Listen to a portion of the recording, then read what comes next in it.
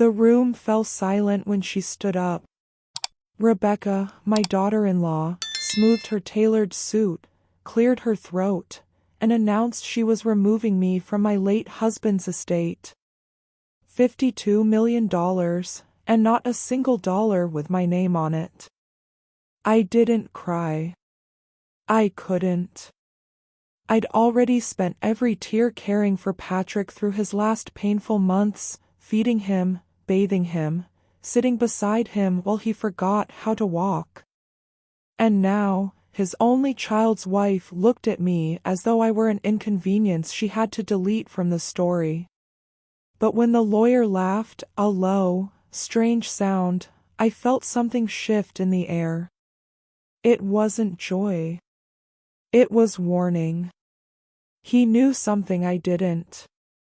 That night, after the funeral, I stood in the garden as the last cars pulled away. The air smelled of lilies and rain. Folding chairs, half-empty cups, and the echo of polite condolences littered the yard. No one asked if I needed a ride. Not even Rebecca. Inside, she was already clearing away the paperwork, snapping the folders shut as if sealing a tomb. "We'll move forward next week," she said flatly. "I've arranged everything with the firm." No mention of me. Not even a glance. Then she handed me a small box, Patrick's name written in his shaky handwriting. "He wanted you to have this," she said. Inside was a silver tie clip. Just that. No note, no message, no explanation. Patrick had always left letters, little ones tucked into books or taped to the mirror, but this time, nothing. Only silence. When she walked away, I sat at the kitchen table until the tea turned cold. For the first time in decades, our home didn't feel like mine anymore. His smell lingered in the hallway, his books lined the shelves, but somehow, I was a stranger inside it. I told myself it was grief, that I was imagining her indifference. But a feeling kept clawing at me, something colder, sharper. As if I had been quietly erased, like a paragraph cut from a final draft. The next morning, an email arrived from her assistant. Subject: Estate Administration Meeting. Not from Rebecca herself, not even a greeting.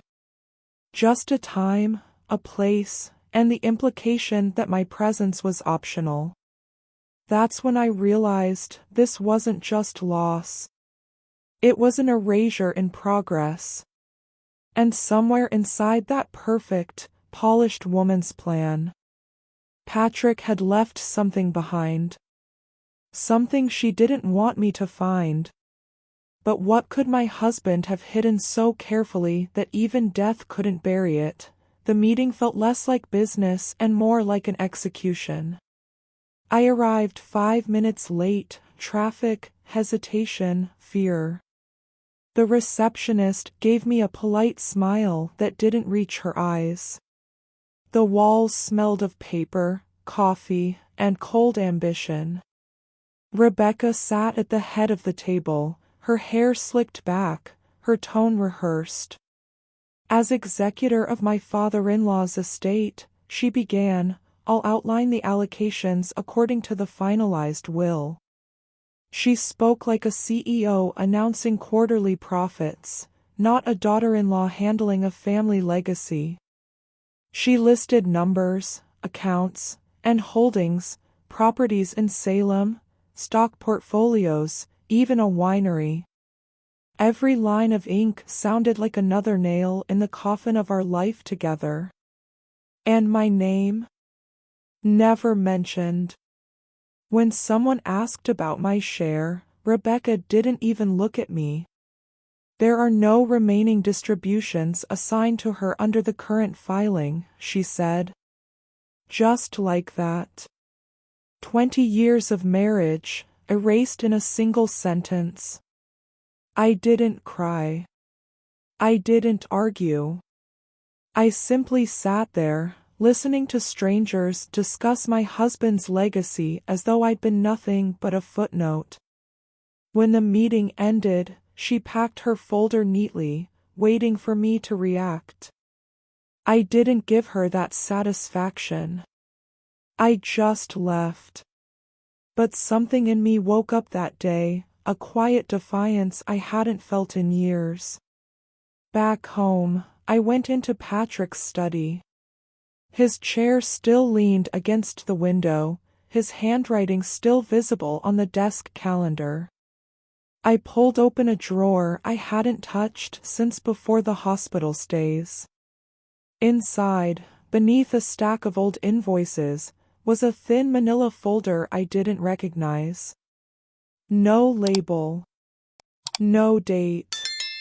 Just folded pages and the faint smell of tobacco. The first sheet was a note written in Patrick's handwriting, shaky but unmistakable. Rebecca wants me to update the will. Says it's for clarity. I'm not sure I trust her reasons. Haven't signed anything yet.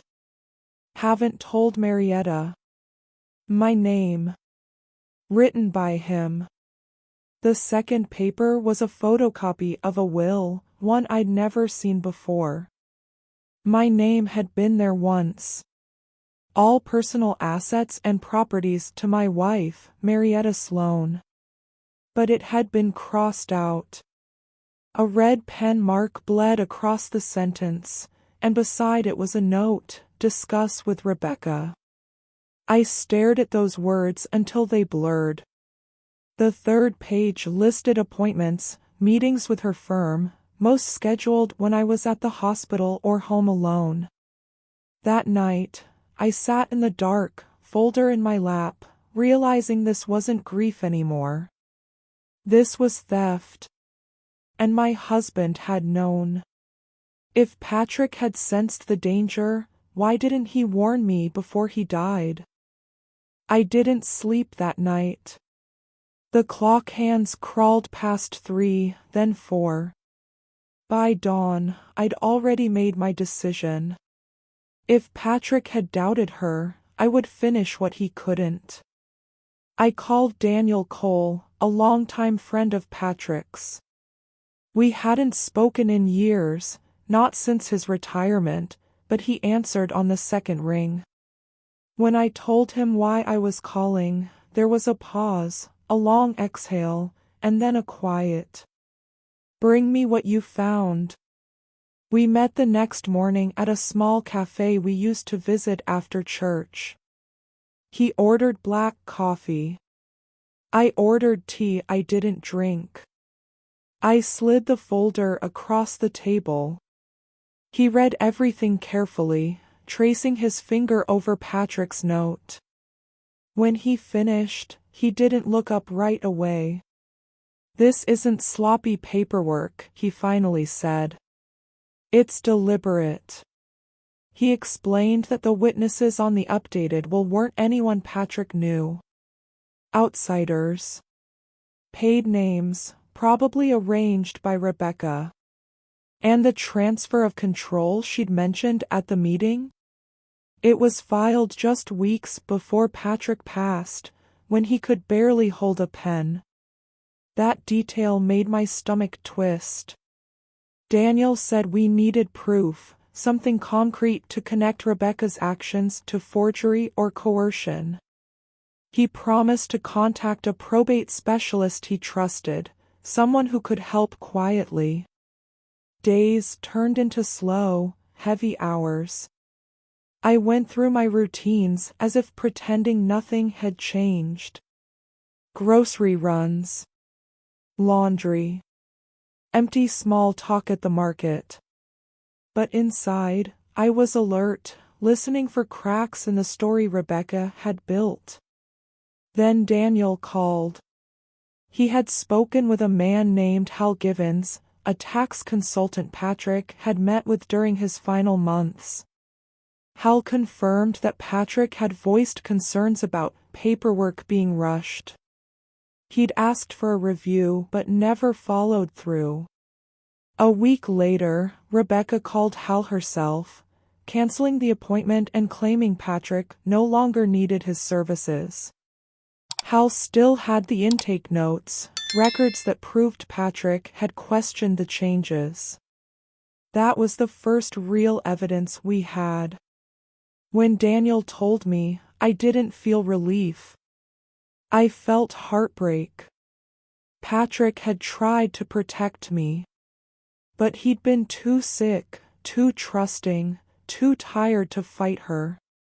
That night, I opened an old photo album. In every picture, birthdays, fundraisers, anniversaries, Rebecca stood somewhere behind us, always smiling, always present.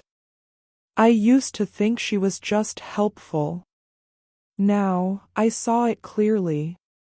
She'd been preparing for this moment for years. She hadn't just stolen from me. She'd rewritten him, but she didn't know one thing: Patrick's story wasn't finished yet. And I was about to write the ending myself.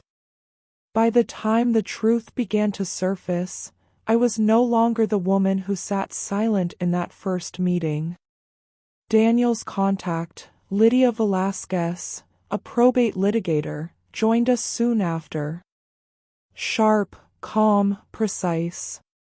She read every page like she was dissecting a confession. When she finished, she said just one thing. This wasn't an accident. It was constructed. We moved carefully. Lydia filed a motion to preserve Patrick's remaining assets, freezing Rebecca's control of the estate. Within a week, the court approved it. For the first time in months, the air around me felt lighter. Then came the next step, a deposition. Lydia had tracked down Ava, one of Rebecca's junior associates. Nervous, mid-30s, eyes darting toward the door every few minutes. Still, her voice stayed steady as she spoke. She described signing documents on a Sunday night, documents Patrick wasn't present for. She'd asked about it, but Rebecca brushed her off, saying Patrick had just stepped out. Ava had written that moment down in her planner. The timestamp matched one of the fraudulent signatures on record. That was the proof we needed.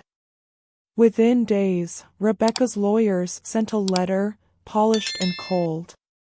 They accused me of interfering with lawful estate proceedings, and warned of financial penalties if I didn't withdraw my motion. I folded the letter neatly and placed it beside my morning coffee. Then I called Daniel. "Tell them I'm done being quiet," I said. He laughed softly. "That's the woman Patrick fell in love with." A week later, the board of Patrick's foundation met to finalize leadership changes, Rebecca's victory parade, essentially. I went, wearing the same silver pin Patrick gave me on our 20th anniversary. When she saw me enter, her smile faltered for the first time. Halfway through the meeting, as she thanked everyone for entrusting her with Patrick's legacy, I slipped an envelope across the table to his oldest friend. Inside were copies of Ava's statement, the red-marked draft, and Lydia's legal brief. No speeches. No drama. Just paper and truth. Within minutes, the mood shifted. Whispers spread. Eyes turned. Rebecca froze mid-sentence. I stood, straightened my coat, and said quietly, "My attorney will handle any further clarification."